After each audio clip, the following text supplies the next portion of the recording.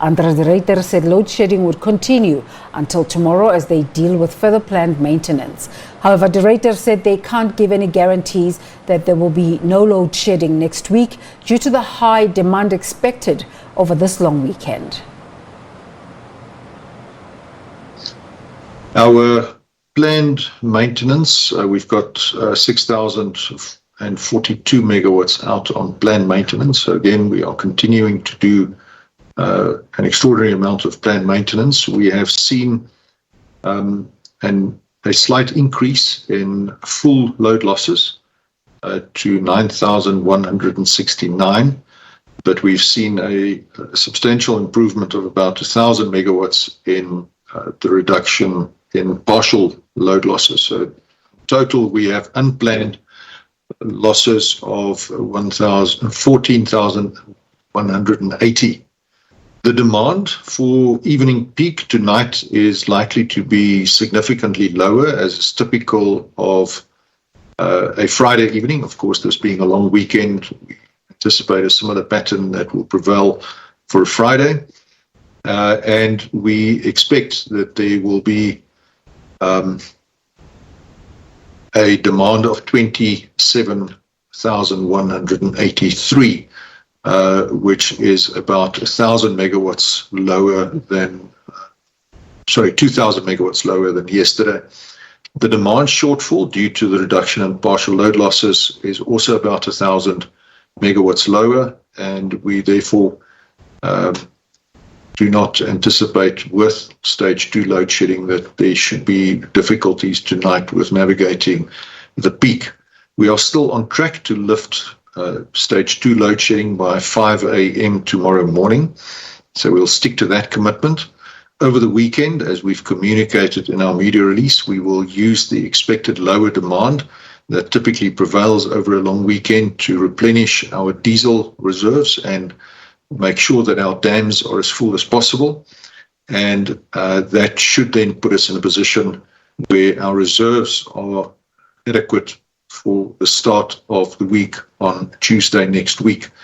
However, there do remain risks in the system due to the unpredictable nature of our generation system, and that may lead to load shedding during the course of next week. At this point in time, we are doing everything that we can to avoid that, but given the unpredictability of our system, we are not able to give you a guarantee that that will not happen.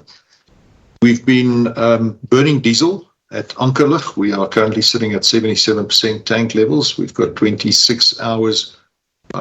If we use all units at Ruyter, we've got 37 hours, and we have been able to replenish our diesel stocks there. It's currently sitting at 86.5%. Our pump storage still isn't where we would like it to be. Drakensberg has 77 hours left to pump to fully replenish the upper dam. So that is more than we would have liked, and hence the opportunity to do that during the long weekend is welcomed. Ingula is looking a bit better, but we do have constraints, as I mentioned yesterday, due to the heavy rains over KZN. We have a full upper and lower dam. Over the weekend, we will be releasing water in a responsible manner, bearing in mind that the Ingula wetland area has been declared a Ramsar heritage site. So we're very aware of our environmental responsibility, and we will do everything that we can to avoid damage. And we will slowly release water in order to create space in the lower dam for additional storage at Ingula. We have 5 open cycle gas turbines running at Ruyter at this point in time. So again, for mid-morning, that is not where we would like to be, and it points to a shortage in generation capacity. We anticipate that we'll use 7 open cycle gas turbines tonight, and that should see us through our peak period. During the course of the evening, we saw a trip at Kusile 2 at 24 minutes past 8 last night.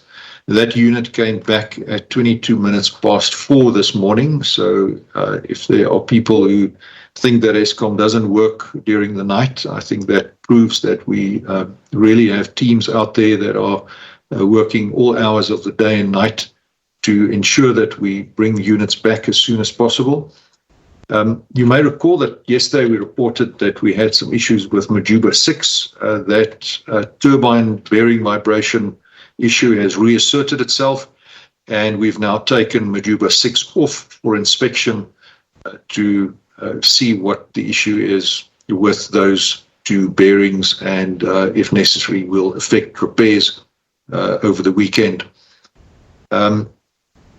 Camden 7 was returned to service last night at just before 7, and then we had a trip at Kendall Unit 3 at 10:15 last night. So we have had some units come back, some units that tripped, and therefore the outlook, unfortunately, is that we will sustain load shedding as previously communicated until 5 o'clock tomorrow morning, when we will lift it for the long weekend, if everything goes according to plan.